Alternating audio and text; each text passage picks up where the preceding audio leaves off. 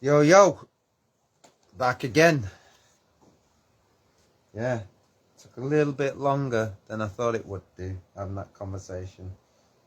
But, that's how it is. That's how it is. It takes time to share knowledge. I don't know if people even value knowledge. Actual knowing something. What do people value most? Do they value knowing something, or just I've got a feeling for something?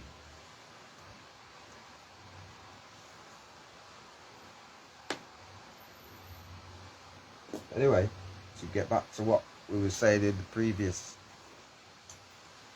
video,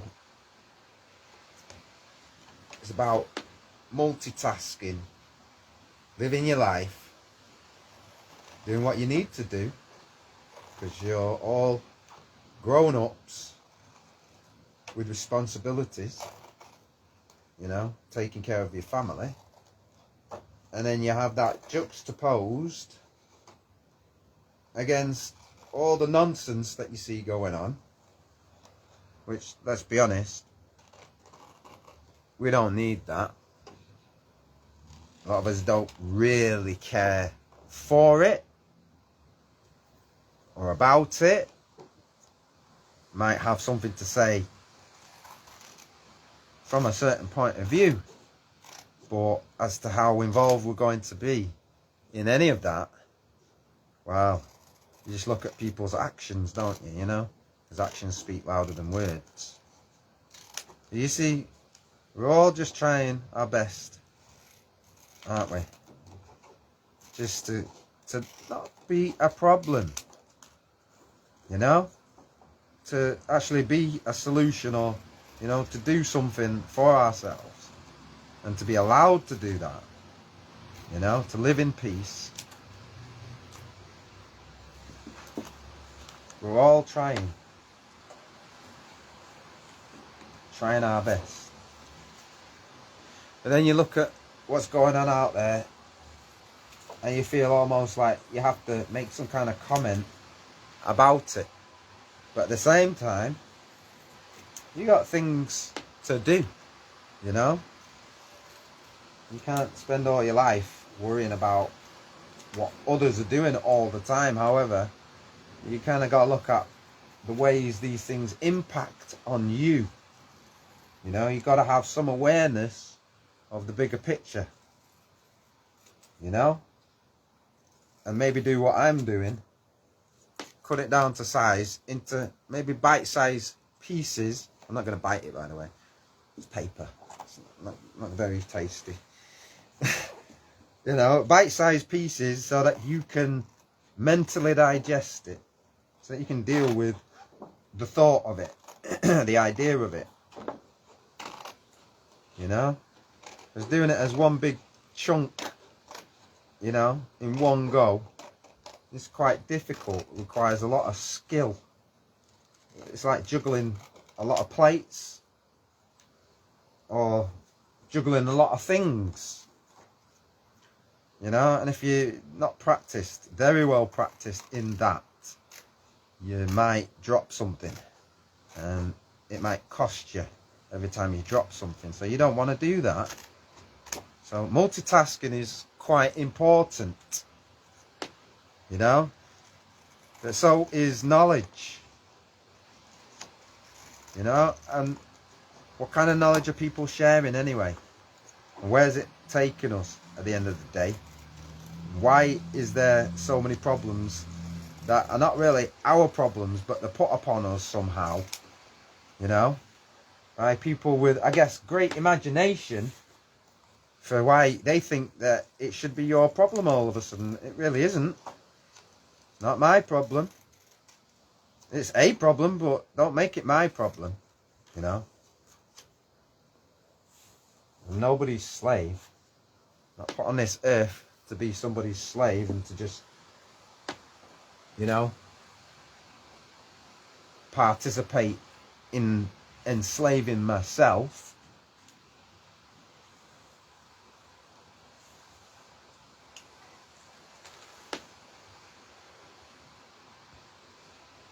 I think people are far too slow to respond. Their reaction times are very, very, very, very, very, very, very slow.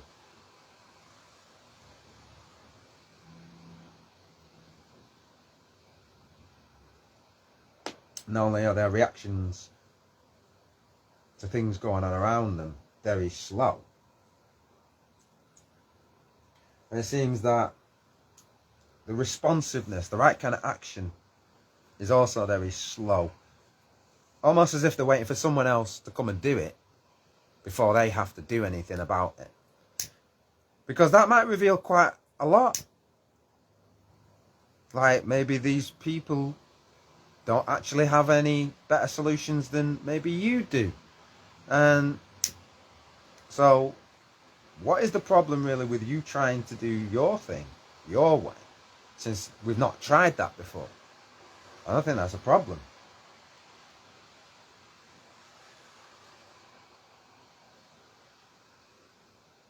Thing is, why have we got to a stage where everything depends so much on what others will allow you to do rather than what you just want to do?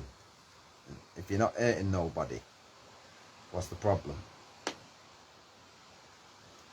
You know, I wonder what it's like for people who are sat in certain countries like Ukraine or Palestine, and they just want to sit here, you know, in their own home, not troubling nobody. They just want to sit there and do something positive, even if it's just cutting out little paper circles for their own reasons. They don't even need a reason. Maybe they just like it. It's like, you know, obviously I have a reason because I don't just sit here all the time doing this. It's like not an obsession. But some people just want something to do because maybe they don't have anything to do, you know. They've been prevented from doing anything else. So that would be like great fun to them. Wow, something to help pass away the time in a positive, meaningful way. I mean, are we allowed to do that? Are we allowed to do things in a positive, meaningful way? And when you do things in a positive, meaningful way, do we all appreciate that? Is that something only you can appreciate because you're the one doing it after all? You know? What does it mean to somebody else? Whatever it is that you're doing. You know?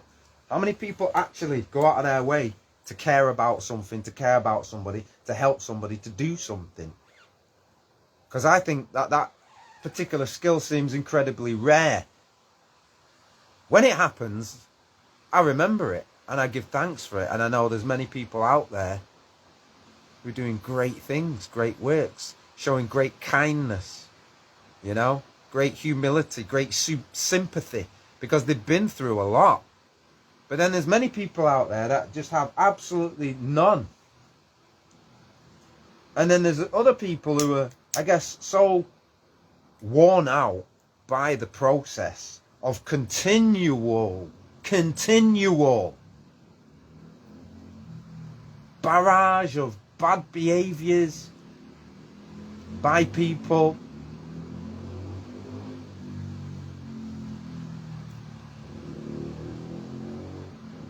Life is hard for everybody. I mean, one thing does not necessarily justify another thing. But when we're talking about trying to understand people's reasons for things, I mean, some things are incomprehensible in the sense that we can't see ourselves doing that. We can't see ourselves reacting like that. But at the same time, there are those that did do that. And we who are left have to ask why. If we really want to get to the bottom of it, if we really want a solution that works. Because it seems almost like the people who claim to have all the answers really don't have all the answers. And they just keep entering this panic state. You know, oh, panic alert, alert, you know, people are asking questions. Oh, next phase, oh, do this, create a distraction. it's quite obvious to people who just live a simple truth what lies really look like, you know? It's like they're just minding their own business, not troubling nobody. And then out of the blue, because someone else exists, and they see you existing, and they think, you know what, I can't just have that person just existing. They need to pay for my existence. I can't exist unless they pay for me to exist. So they come and they trouble you and start harassing you based on bullshit, based on nonsense. Yeah? I don't know. When did this whole world just turn into a slavery system? When did that happen? You know? Why do people actually think it's their right to do such things? You know, people who ain't troubling nobody. And then all of a sudden, somebody says, oh, I'm going to trouble this one. And the thing about our society is it's very permissive. And I really don't think that's what Christianity is supposed to be all about. You know, this idea that forgive your enemy. Well, the people who seem to be saying that a lot seem to be really the worst enemies we could have.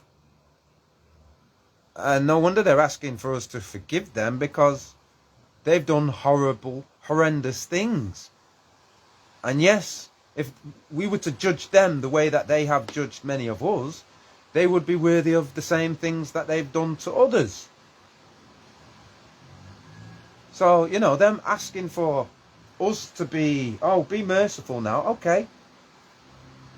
But let's take a look at this whole situation, not just the little bits and pieces that, you know, people want us to focus on.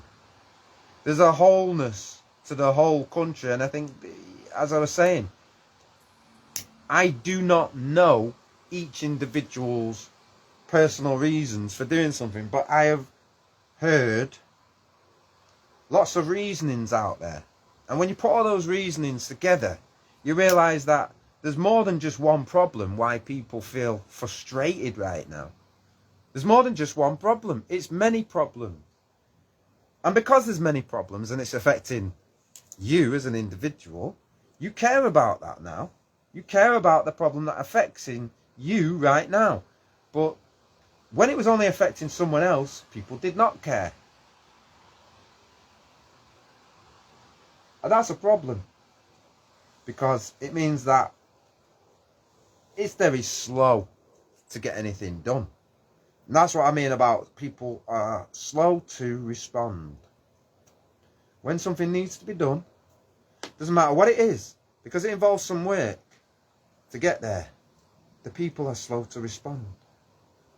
You know, they put the reward as their reason for doing things, and therefore that comes before the work itself. The work, even if it's noble, nobody wants to do it, because what you're going to pay me for doing that work? And everyone's decided that's just normal. Okay? Now personally, I'm not fighting that. If that's how it is, we all can do that. There are people out there that will have disagreements with that and make this whole conversation about that versus other systems. And that really brings a different type of argument and a different type of debate to what we're trying to say in a simple way.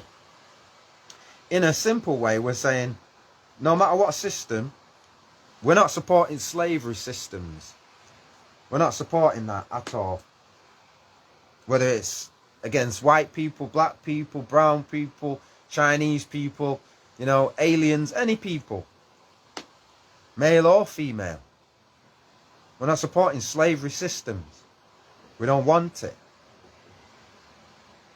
But you see, when people try and come with a different way, a rebranding of the slavery system, you know, that's a problem. Because it means they're not really learning. They're not picking up.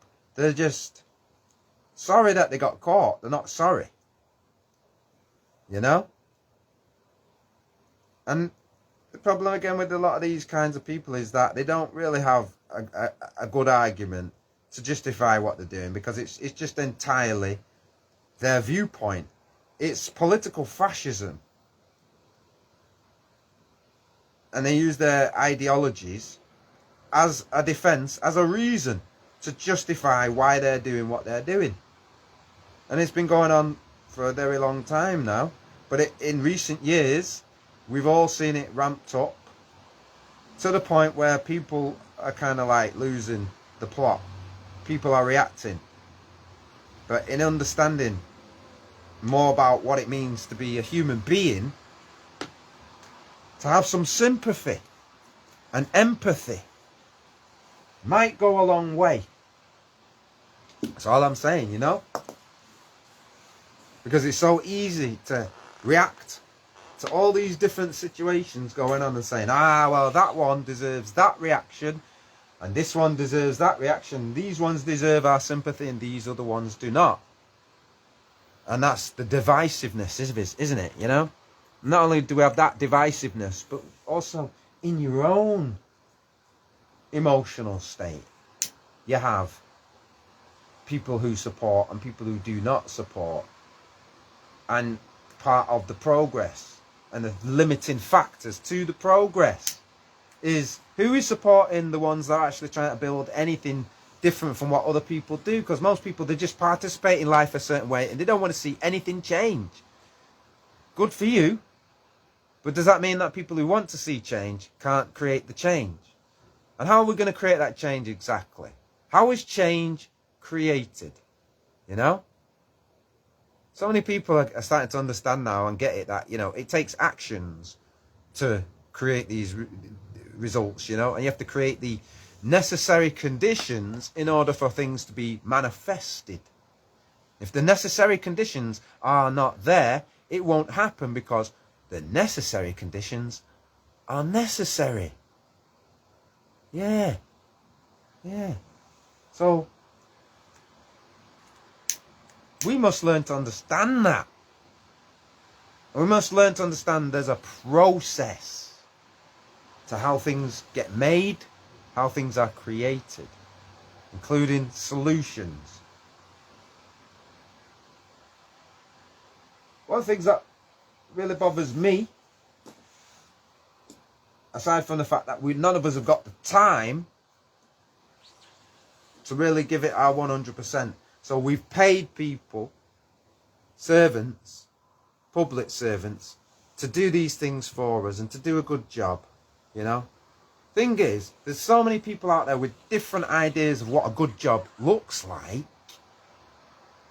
that maybe that's something we all need to discuss. You know, I mean, what's wrong with the people themselves coming together and discussing everything that needs to be discussed? You know? At what point does that break down? Because, again, it seems like you have to have a job in it. You have to be paid to give a shit. Because if you're not paid, you just don't give a shit. And that's a problem, innit? You know, when everybody's just motivated by the same driving force, and that same driving force is the one thing that can be limited. You know, it's not the ambition of us that is limited. It's oh, well, we don't have the resources, we don't have the finances for that. Okay, so we're killing dreams then, are we? That's what we do. Or do we just find another way? Yeah? Be nice to have an option, wouldn't it? Be nice to have a choice. I think a lot of people seem to be saying the same thing, that they don't feel like they have the same choices to get out of certain situations. And again, I'm not justifying anything that's happened. I'm just saying there are many reasons. And people will jump on the latest thing that's happening and say, well, that's just the final straw, isn't it? The final straw was what made them jump on the bandwagon and start doing what they are doing. Marching up and down, screaming at the sky. And thinking that gives a result that we get the answer we want. Isn't it? Marching up and down, screaming at the sky. And they say, why are you marching up and down screaming at the sky? What, don't you know? A bad thing happened. Okay, so what was the bad thing? And then they'll tell you what the bad thing was. It's like, okay. And then they'll probably have to repeat that about 1 billion times so that every human being can hear what they just said. Which is a bit slow, isn't it, really? This is why everything takes so long to get anything done. You know, because you're waiting on people too much. We're always having to wait on people to wake up, get the trousers on, have a cup of tea. You know, have a fag, have a cup of tea. You feeling all right? You ready now? Okay, now I can tell you. Okay, yeah. But even then, they'll never be ready for what is really required, which is their participation in the solution. You know, and if they don't want to participate, then don't complain that the answer isn't to your liking, because you really haven't shown us anything. You know, no one's a telepath. You know, as much as people want to believe in, oh, well, I'm an empath, and empathy is different. You know, it really is different. When it comes to a specific idea that people are having, that doesn't come under the realms of empathy, unless we've talked about that thing a great deal. And I know what you're going to say because you're always saying it, you know, then we're not going to be able to make those giant leaps of, oh, I've invented a specific thing and you're supposed to just know. It's like, no, we don't. But you can tell us about it. So anyway, why do I say these things? Why do I make videos at all? I think that's a good question. You know, I ask the same of everybody else making their entertaining videos, not really doing anything except for themselves, really. Just looking for likes and shares and all of that, but we're not getting anywhere, we're not growing, we're not building anything new, not even cutting a piece of paper and try to turn that into something that might be useful.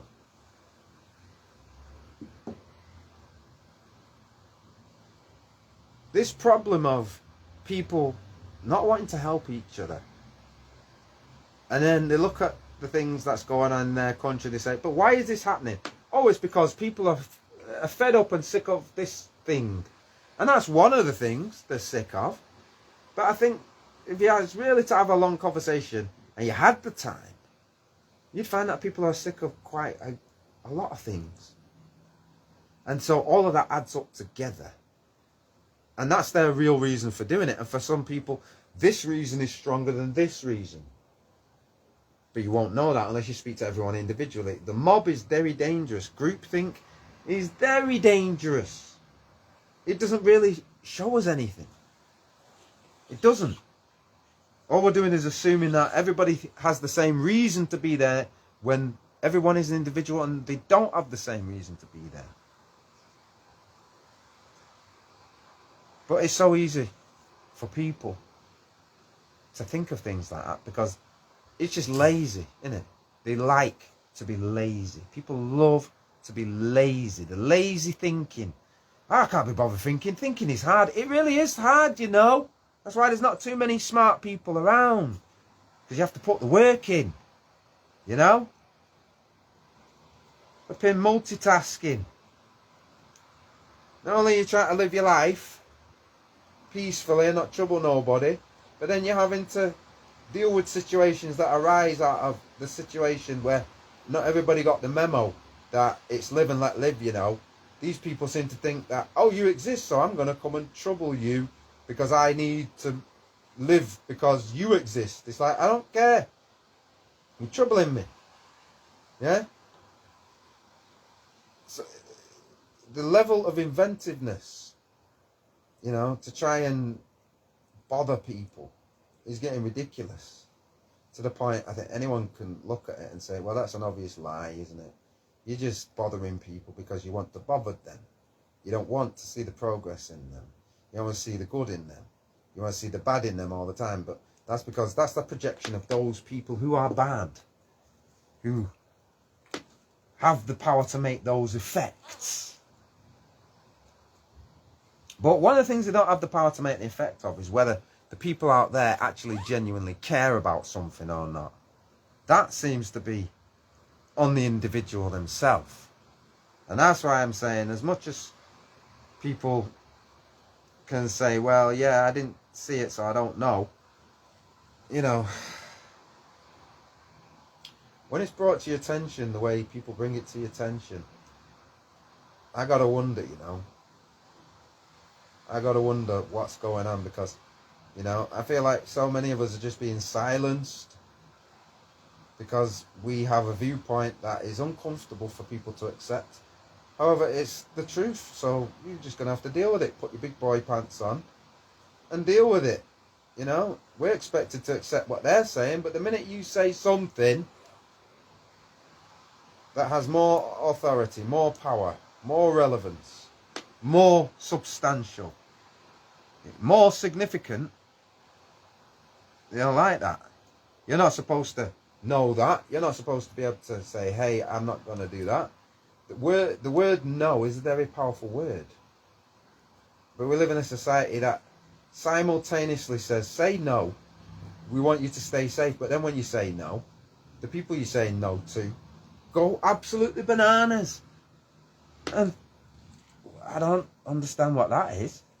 Except, you know, you're not doing well, are you?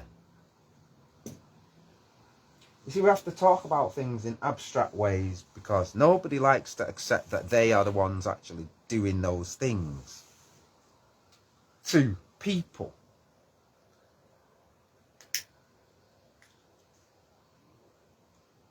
Consider this. How many people have had somebody say, well done, or I love you, or, you know, I just want you to know that I really care about you and that you mean the world to me, and, you know, things like that. How many people actually get that versus how many people who don't get that? And you know, when you get that a lot, when people say that to you a lot, do you at that point have empathy for those that maybe don't get that? Are you aware that there are those that don't get that? And there are reasons why people don't get that. But it's not always because that person is a horrible person either. It's simply because I think the world hates anyone like Jesus. Anyone like Jesus, the world just can't tolerate it. It's too good. He's too good. He's too nice. He's too perfect. We've got to bring this Jesus guy down a peg or two. He makes me feel bad about myself. And I think, at what point do people start to recognise that feeling bad about yourself is called guilt? And feeling guilty because someone's told you something that you feel guilty about, but then taking it out on the person that is trying to make the situation better. Might not have even been personally aiming it at you, but you happen to fit what they're saying. But you'd rather hurt that person because they are right and you are wrong, in some vain attempt to conceal the fact that you were wrong, as if everybody's stupid. But in some ways everybody is stupid, because unless people really take a lot of time to think about situations, and even then, what do we know?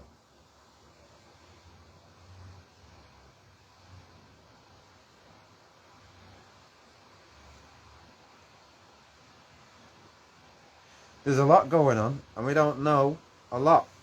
And so we can only assume a lot.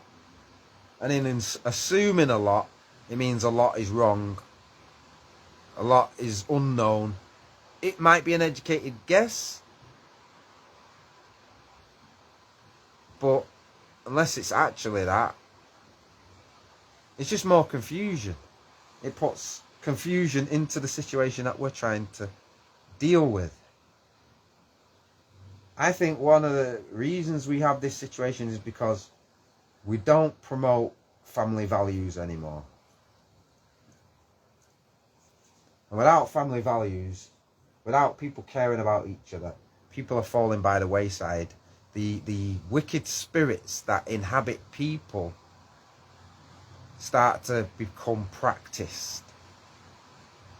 The fact that people feel unloved, uncared for in this society, and grow into adulthood and remain in the same place, unloved, uncared for. It's not that they're not nice people, but the nice is rejected by society. This is why they say nice guys finish last, and you just should not be one. Never be the guy with the flowers. Even women will tell you this. You know, I can show you. I have receipts. Everything I say comes with receipts. I don't just say things. You know, I can show you the reasons why I'm saying that. Even women say that. Nice guys finish last. So, again, we look at our society. We look at the fact that when it comes to the music and the culture, the identity of what people are saying, going forward, this is our future music. This is our future idea. This is us now. It's modern, it's now, but it's also future. And it'll be around for a little bit. Certainly, going into the future, there will be people who carry that with them, that message.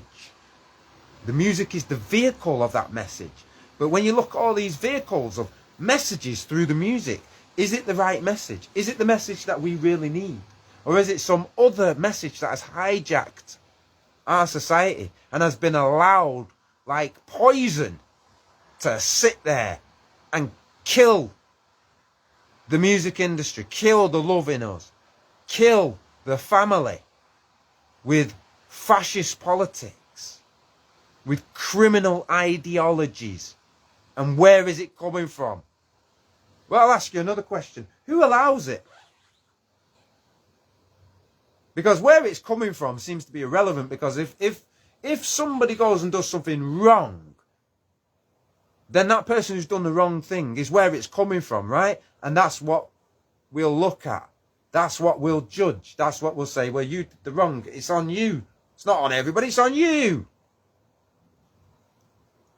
But if then we're saying that they did that, but then someone else allowed it, permitted it, even promoted it, pushed it, and made it get big, and said, we're going to make sure every child in the UK sees that message.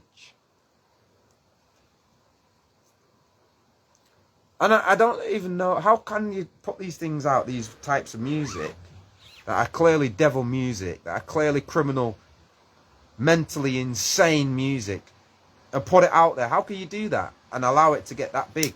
Meanwhile, purposefully preventing anything good, anything righteous, anything family-oriented. It's like you call the family-oriented traditional things, the beautiful things, you call that ugly, and you call it evil. And then you say the evil things that are spoken of by the criminals is beautiful and good, and everybody's loving that. And then you say, but why is the weird, abhorrent behaviour, the dysfunctional behaviour happening in our society? I don't understand. Scratch my head. Huh? I don't know where it's coming from. Where is all this not loving everything coming from? I can't understand. Because nobody loves each other. So I'm expecting people to go around loving each other. Does it make sense? It doesn't make sense, does it? Because we're not actually creating the necessary conditions for it to be created. And you might have it yourself. But when you're talking about having empathy or looking at the bigger picture, there are many, many, many reasons for what's going on right now. Some people are just going there because that gives them an opportunity to let out some frustration with regards to their own personal reasons. And it's never been a good vehicle for actually us getting to any answers. There's no solution at people going around screaming at the sky. Some of them are smashing windows. Some of them are just being a problem. Some of them are not that.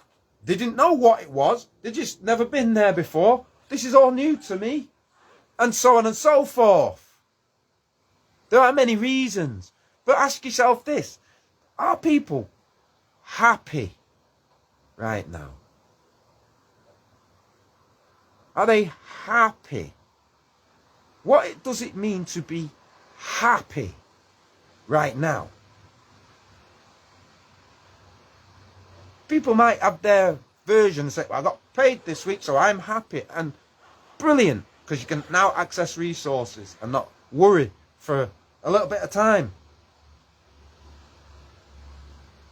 But you know, for those people who think bigger than that, right? I don't know. Are we all allowed to think like Elon Musk? Not in the sense that we put brain chips in people, but that we are entrepreneurs.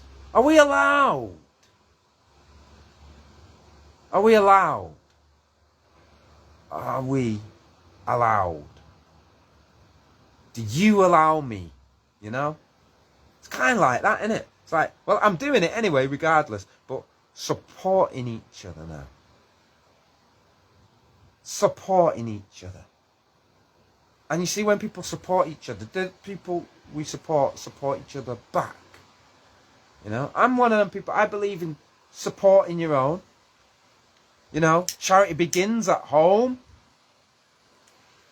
And for some people, it just stays at home because that's the only safe place you can really use it. Well, it used to be the only safe place before fascism came in and started saying it's not safe because you've got men trying to create their own families and lead themselves, and they know how to do things, but how dare they know how to do things and tell people who don't know how to do things how to do things, because we don't want that. No, we want dysfunction everywhere. We don't want functional people in their houses doing things like cutting out pieces of paper because it might have some benefit to them. Oh, no, no, no, no, no, no, no, no. We've got to find a way to interfere in people's right to live and let live. Because some people are more specialer than you or me. And they've got this mental illness where they say, I'm going to go around telling people what they can and can't do. Now, I don't do that. So why do people seem to think that they can do that to me? See, that kind of mental illness right there, that kind of gaslighting, that kind of narcissism, that kind of socially normalized mental illness. We've got to come up with a name for it so that we all know what we're talking about. The criminality, the psychopath behavior, you know, these kind of characters and behaviors that are measurable. That, like I say, when we look at the music, they're promoting criminals. They're blessing the criminals. And they're saying to the good, righteous people, oh, you're horrible, you're evil because you're trying to keep the family together. You're horrible, you're evil because you're telling people high standards and making them have to work hard at having a high standard. Don't you know that people do not like standards? Because first of all, if they don't have that standard when you meet them, they hate you because you're telling them that they're not good enough.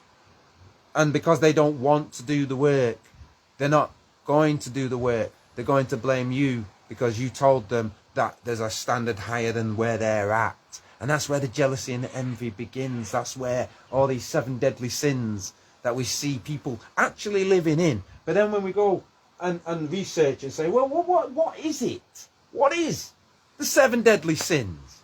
What is it?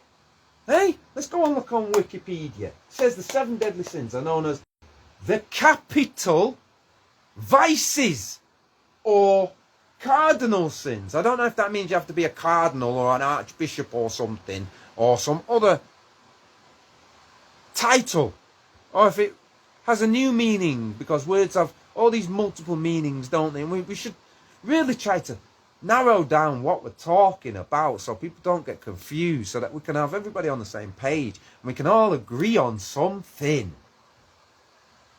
Yeah, the 7 deadly sins are known as the capital vices or cardinal sins, functioning as a grouping and classification of major vices within teachings in Christianity and Islam. Full stop.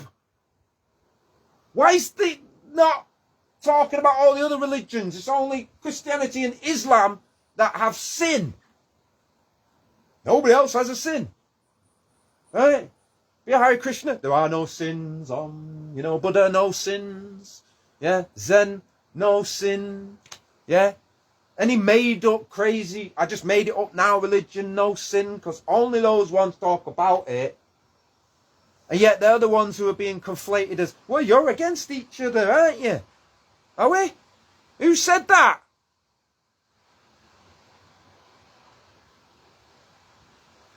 You know, when you look in the Bible, it talks about Abraham is the father of both the Christian nation and the nation of Islam, because they both had a father called Abraham. And his children, Esau and Jacob. Right? And Jacob got the blessing. And he became Israel. His name changed. Yeah, Jacob got the blessing, became Israel. And Esau, who was the older brother, did not get the blessing because of the trickery of Jacob. Jacob felt hard done by because his brother, who wanted some porridge, was prepared to swap his birthright for the porridge.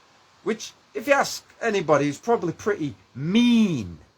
It's mean-spirited. But then again, we don't know what kind of brother Esau was to Jacob, because maybe when Jacob was hungry, Esau did the same thing. So we're only seeing one side of the story, and it's so long ago we can't ask them.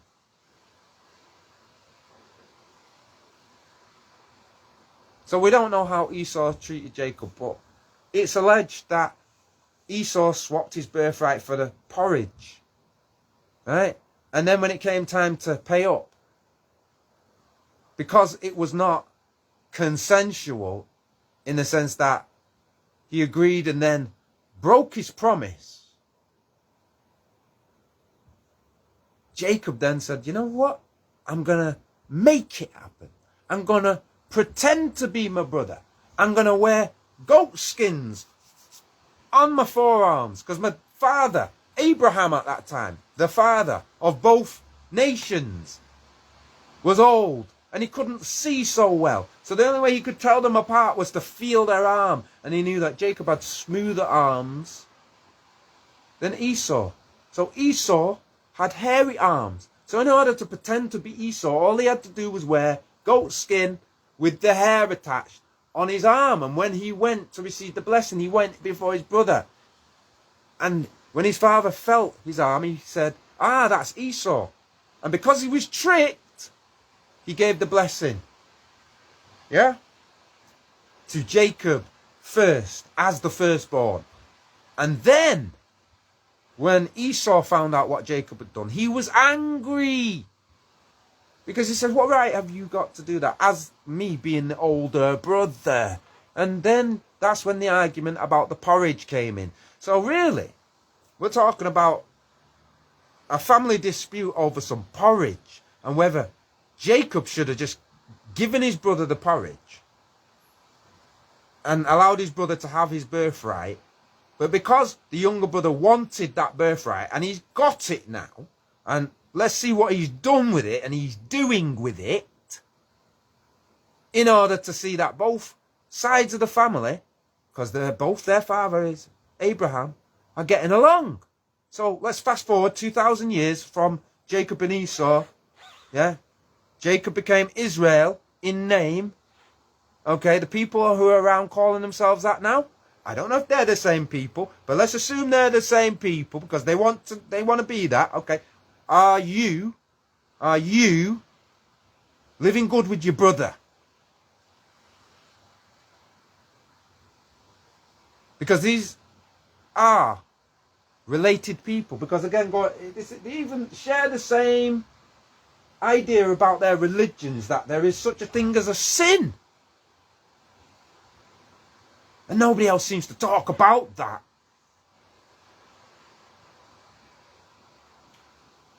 I know. What is it? What is a sin anyway? Have we seen any sins? Do people see them anymore? Do they know what they are? We've forgotten what they are.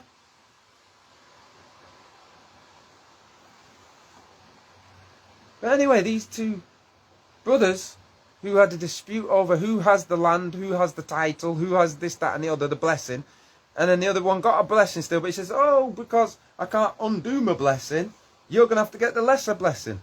Which seems a bit weird because, I mean, if the spirit and the intention of your blessing was to bless someone a certain way, and you were tricked Surely, I don't know, by the power of your mouth, it can't be unsaid.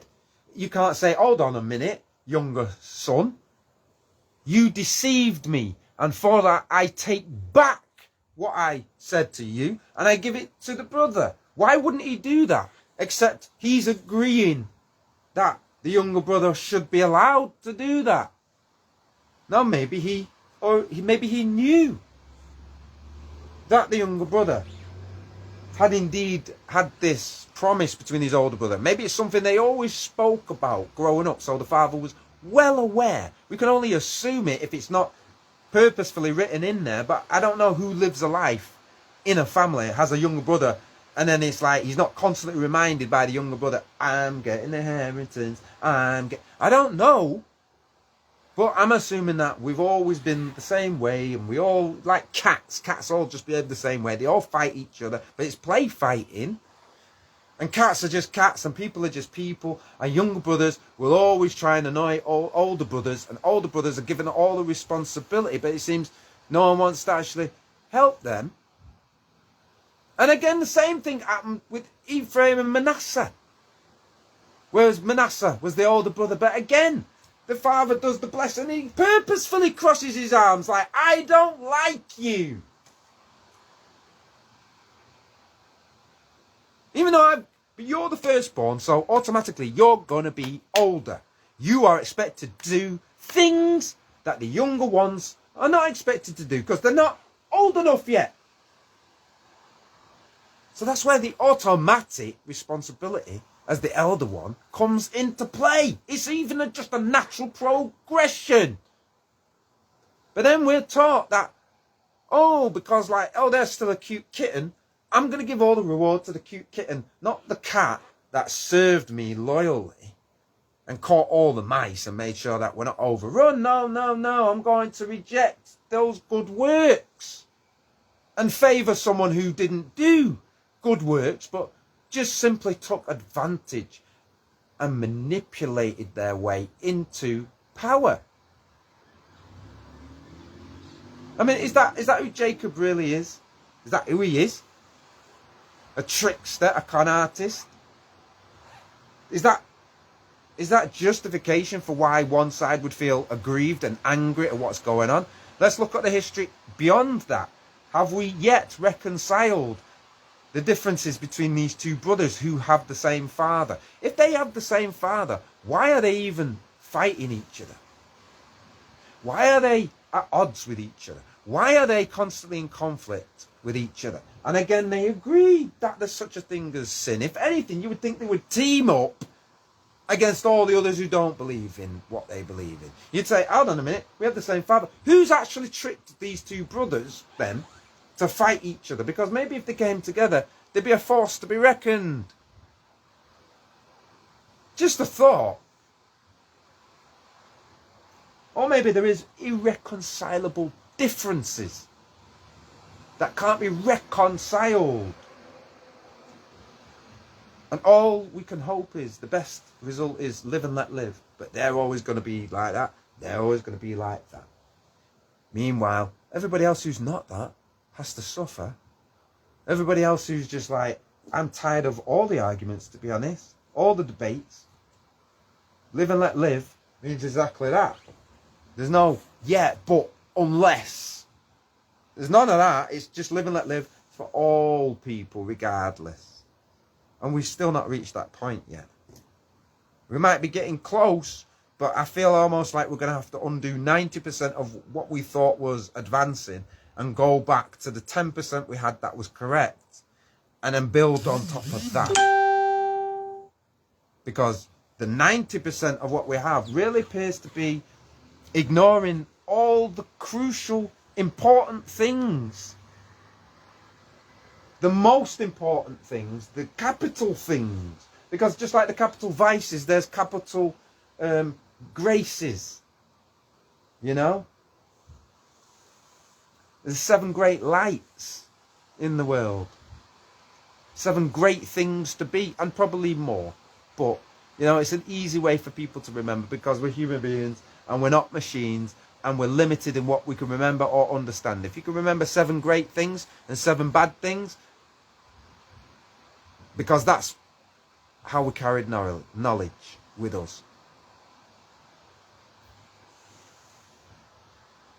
I just think too many people fight against that knowledge. I don't know why they fight against the knowledge. Except that they're benefiting from people not having that knowledge. And that is a wicked thing. And we're not in that time anymore where these wicked things will go unpunished. And they're not, they're not tolerated anymore. Even though there's a lot of hijacking of the reasons why what's going on, eventually, all it does is wake up more and more people to the truth, to asking questions about what's going on.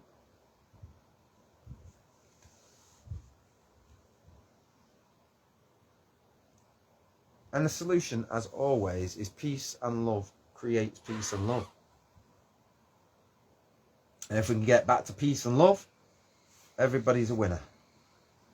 But if peace and love means that people are losing out on their freedoms because some people are abusing the situation to give themselves an advantage, this is the problem. This is why people are angry. There are many reasons. Many, many, many, many reasons.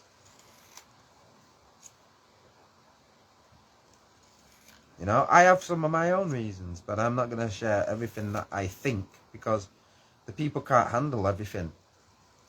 They can just handle some of the things. And it takes them a very, very long time to actually appreciate anything that is good. You think of all the people that you've heard about who are great inventors. It's only now that people are saying that these people were great. In their time, probably most people didn't even like them.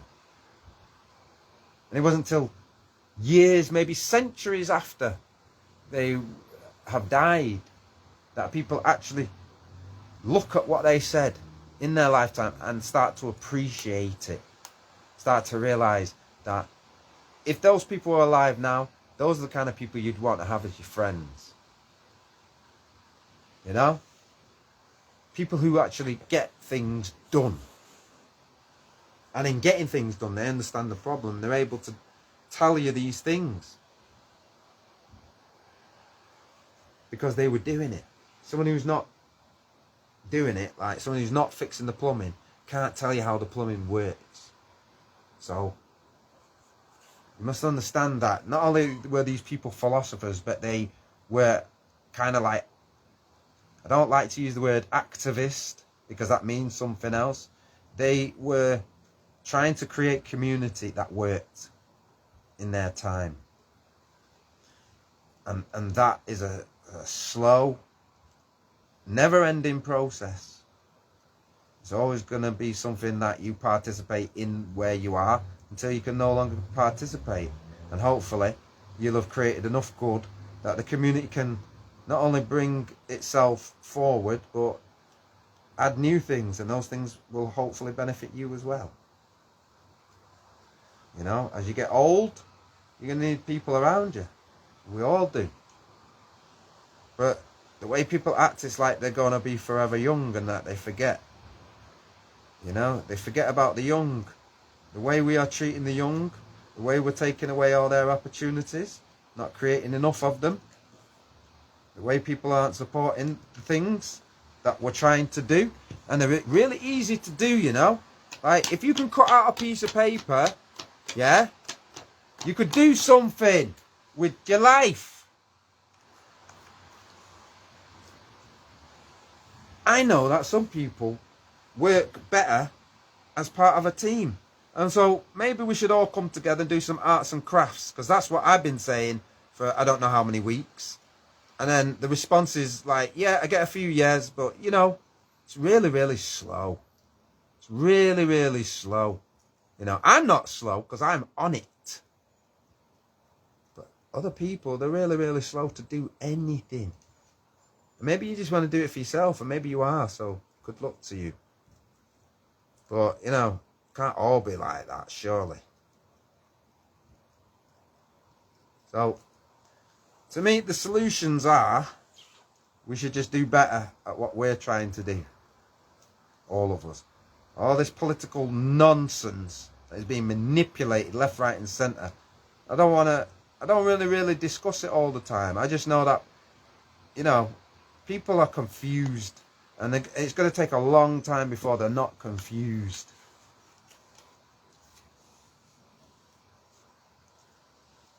I know what's what.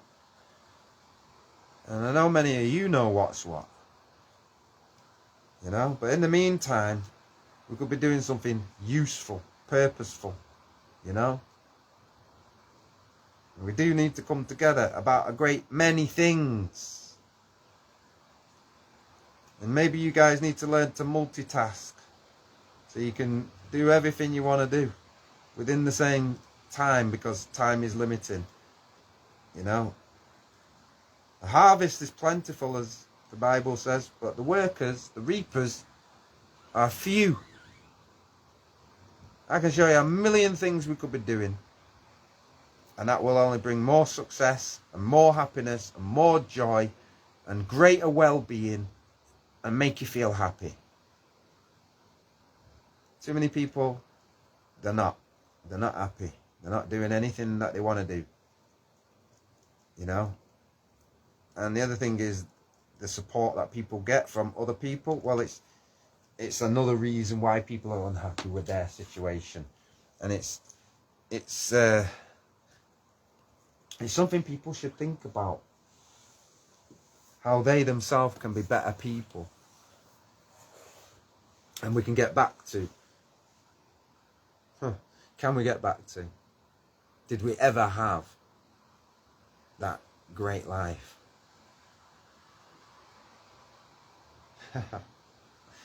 Well, the possibility exists. But what I can do is limited by what I can do. What we can do, well, who knows, eh? Anyway, if something I said makes sense, let me know in the comments. If not, see you next video. Peace.